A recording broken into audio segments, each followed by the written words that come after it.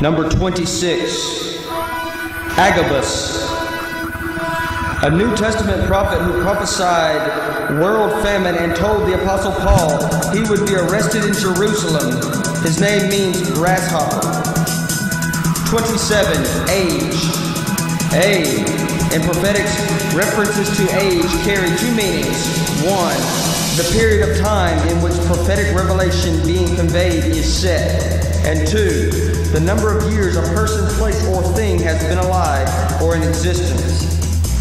B, the degree of something an object has reached to attain maturity. When age is dreamed or envisioned prophetically, the details of the dream should be scrutinized in relation to the century, millennium, or decade in which its event is taking place. Volumes of information can be obtained about its meaning by doing this. The immediate benefit of this approach is comprehension of the timing of the message being conveyed in the dream. Knowing its time starts the procedure of appreciating its purpose and content. For example, when recalling a dream that emphasizes age, take note of its background particulars, the style and era of the clothing, furniture, music, or landscape depicted in the images, pinpoints the trends and fashions that were prevalent in the dream's day. They tell much about the object of its missive being transmitted. Recognizing and dating them unveils the political, social, religious, or spiritual climate of the vision's generation. Such factual indicators that say when the happening of the dream occurred or when it could have possibly taken place in history are extremely valuable in the interpretation. Then, what is to be understood in relation to the depicted era becomes clearer. That a vision's backdrop was contemporary, old, ancient, or fixed in a civilization's early times is essential to the dreamer's apprehension of its significance. What may be discerned from these inquiries exposes the supernatural agencies operating behind the scenes or that once operated at this specific time in society in contrast to their present activities in the dreamer's time period. This makes the purpose of age either historical, chronological, periodic, or more apparent to the dreamer. Number 28. Agency.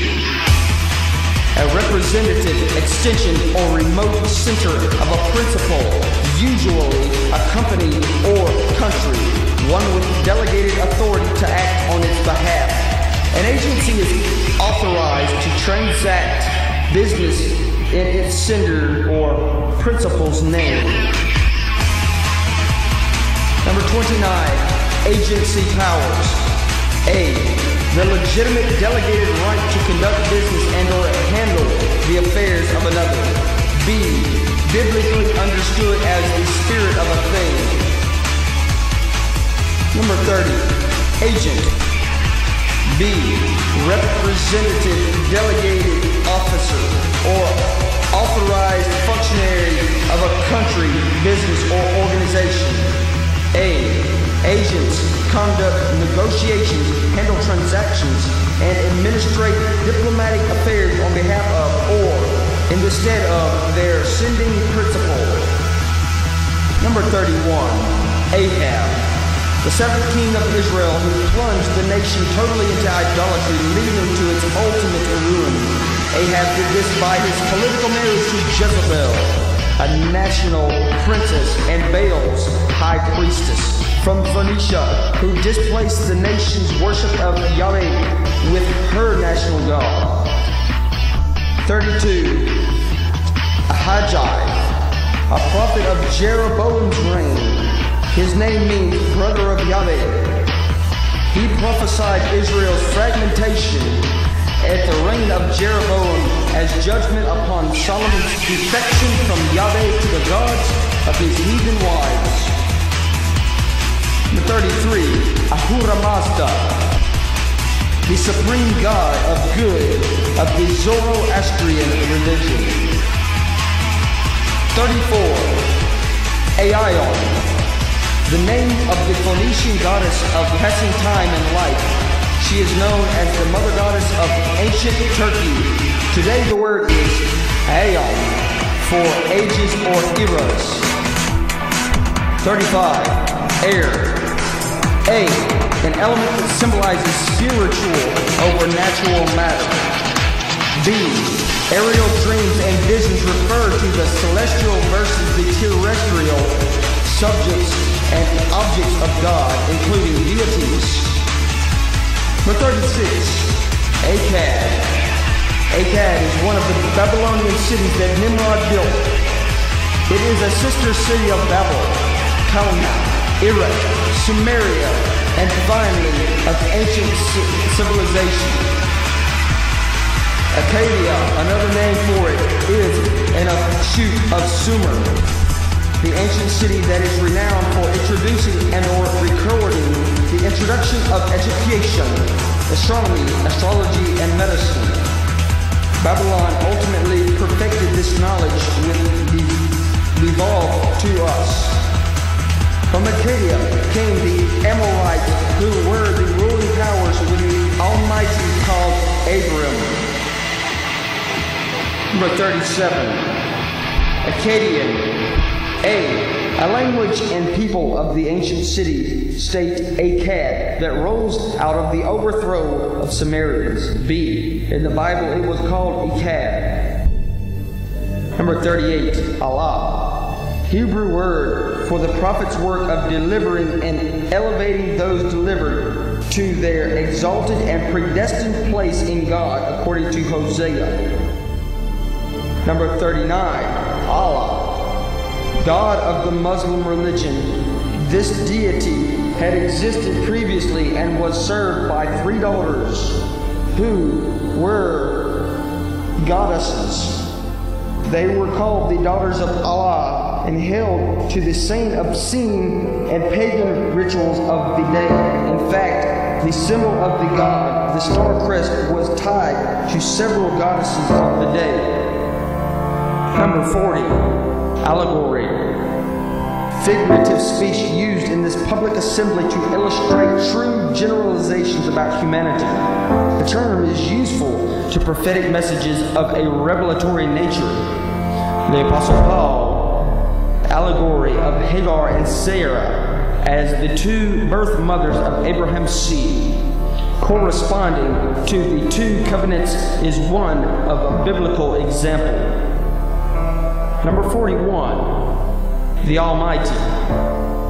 A, the name Creator God applied to himself when he was addressed to or referred to among or in contrast to the gods worshipped by outside his covenant. B, the term is necessary for those who do not know the Creator as God above all gods and must have yet to be recognized that the one God is higher than all others. Number 42. The almond. Almonds to the ancient world represented semen and thus reproduction and immortality. They were connected with the Hebrews' sacred almond tree that, for them, stood for the apparent auto-generation of its inheritance. Aaron's rod that budded was based upon this premise. The concept of autogenerative power of the almond bud is supported by God's sign to his people in using it. Its budding in support of Jehovah's choice of Moses and Aaron represented his invisible power and Godhead standing behind Aaron's priesthood and Moses as his ordained leader. Almond symbology speaks to rejuvenation, vigilance, and delicacy. The almond in this instance also represented power over political uprising, the authority or the authenticity of dynastic government, and the disposition of rebels resisting God's theocratic government. Number 43. Altar. A, platform of worship where slaughtered creatures were offered to their deities and worshippers were thought to commune with their gods. B, altars were built as the dwelling places or at least the meeting places of the gods and their worshippers. C. 7-step altars were indicative and planetary, whose private parts were often exposed as they ascended the steps to perform their official duties. Babylon's famous ziggurat, dictated to fertility rites, was such an altar. Yeshua forbade Israel to have such altars.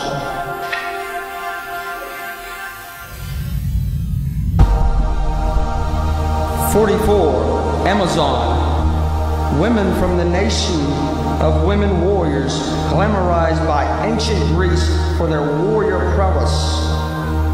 Their name literally meant the breastless ones. The Amazons killed their male offspring to maintain their feminist society and train their daughters for war.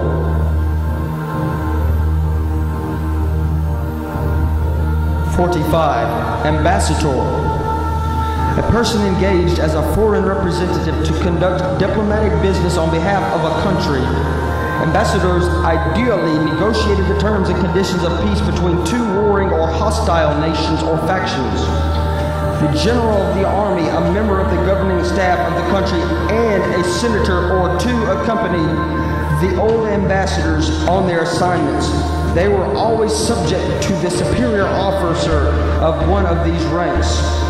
Sometimes, in extenuating circumstances, ambassadors could double as jurisdiction governors in the remote lands to which they were dispatched. The only 2 times the word is mentioned in the New Testament are terms that indicate that Christ's ambassadors are also bishops, namely his apostles. Introduces us to the consequences of being without ambassadors of peace. 45. Amethyst. The dreamstone, thus the highly prophetic stone, its color purple, is the apostle and the bishop's color. In times of the old, the amethyst was seen as the sobriety tone, and in its fitting for the 12th stone in the foundations of New Jerusalem. Interestingly, throughout the Old Testament, when these stones were worn out on the high priest's belt, amethyst occupied the 3rd row and was the 9th stone. After the work of Christ, it rose to the position of the 12th stone, the top floor of the creation, the new creation, headquarters of God, thus signified by its change station that sobriety is the pinnacle of new creation, advancement, and achievement. Amethyst, the sobriety stone, is also called the dreamstone, as in prophetic dreams and visions, the priest, apostle, and bishop stones signify their mission to clearly and clarify confusion and heretical doctrine in the church.